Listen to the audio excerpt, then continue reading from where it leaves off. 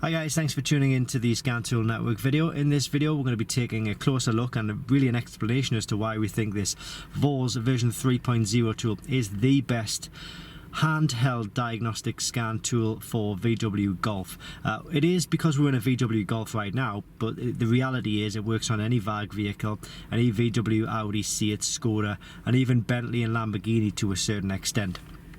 So one thing I need to tell you about this tool is that unfortunately because of the technological world that we live in, fakes and clones are so easy to make, so they are out there. If you want to make sure you're getting a genuine and official tool, well, I'll pop links in the description below this video. Make sure you follow those links and they will take you to a genuine and official product, okay? So it's a VW Golf here, and we have a few warning lights on. We've got an airbag light on and check engine and an EPC warning light on. We'll come to those in a moment, but I'm going to show you a few ins and outs of the tool. The tool itself this is like the home screen here, and it is a not a touch screen, it's a toggle button, which you use buttons on the side of the screen. Now it will cover all systems within the vehicle, so one quick way to get access to the diagnostics of the vehicle is to just go into diagnostics, and then you can select your manufacturer. So in this case we're going to select VW, select the latest software version, which is the highest. Quick way into the vehicle is to go VIN identity, and it's automatically going to find the vehicle, and then you can start diagnosing straight away. So what you can do is you can just click on to control, well sorry, I'll go back 1 second. Or can I?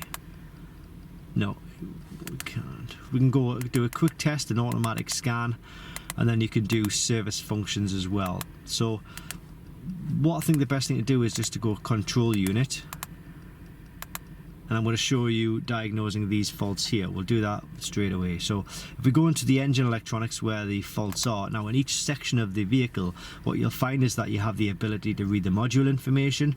You've got fault codes, you read the fault codes, clear the fault codes, you can view the data, you can do actuation tests, and we've got a basic settings, adaption, security login, and coding options. What we're going to do is, well, we've come out of that, but it's noticed there that there are 3 faults in this system. So we're going to go to read fault codes. So we got 3 fault codes. Ignition coil A, primary, secondary circuit. That is causing the EPC warning light. Turbocharger boost sensor high output, and air intake, that they are causing the check engine light. So what we can do actually is, because we have sorted those issues out, we're going to click on to clear fault memory, and when I do this, hopefully it will reset the check engine and the EPC warning lights.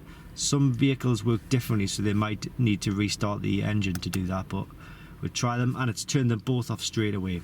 Okay, so on screen here we have a raise operation done. We also have an airbag warning, as you can see right there. So if we go down to the airbag section, it's kind of the same process. Read fault code, and it's giving us driver thorax airbag igniter resistance too high because we found a loose connection. Click on to clear fault memory, and again watch the airbag light should turn off. There we go, and that's turned off as well. So again though, for all of these modules you can get live data for all of the sections, and it's telling us there are 73 sections or 73 systems to diagnose, so gives you a good idea. I mean, sorry, one thing I'll show you as well is on the actuation side of things. I'll just go back into this particular vehicle, go to a control unit, and I'm going to find a system that we can just do a quick actuation test. Actuation tests are they're also known as bi-directional. So if you see a bi-directional scan tools, it means you can actually operate the motor to see if a specific system is working. We go to passenger door electronics, that might be a good one. We go to actuation test, and we go to front passenger side window regulator. So if we go to F2 start, we might be able to hear the tool turning down the window.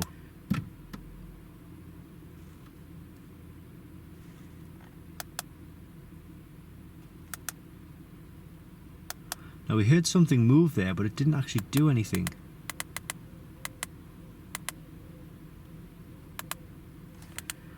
Which is quite strange.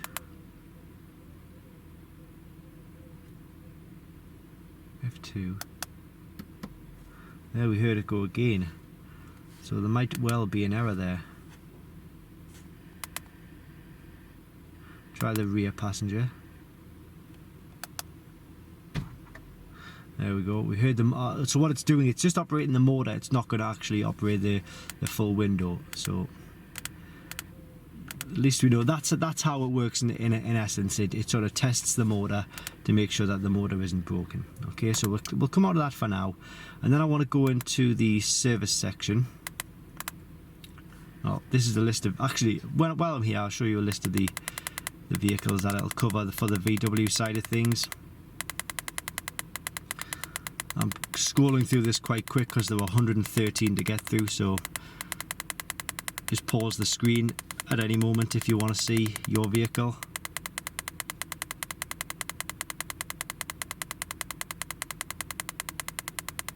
And obviously there will be updates as well for this tool, so the list I've just shown you there is always subject to change, and they'll always be updating the newer vehicles to put on there. So we'll go back to VIN identity, we'll read the VIN, go into it, and what were we going to do again? We were going, actually no, sorry, we want to exit that. We want to go back to the home screen, and we want to go to service. So these are the service functions. So you got like oil service resets, electronic park and brake open and close, new battery registration, electronic throttle calibration, steering angle sensor calibration, DPF regeneration for diesel vehicles, injector coding, suspension calibrations for those vehicles with air suspension, headlight adjustment or headlamp activation, and those are some really good service options in my opinion as well. Service options that you wouldn't get in other handheld tools for VW Audi Seat Skoda vehicles. So there's a lot to get through there. It also does other vehicles as well. So if you've got an engine fault on, say, like a BMW or Mercedes, use this option here and you can diagnose engine faults on those cars, which is a handy little feature to have. But there's so many different like systems and settings you can sort of code into the vehicle, change the vehicle with, and that's why, for the price point of this is why we think it's one of the best handheld scan tools in any case.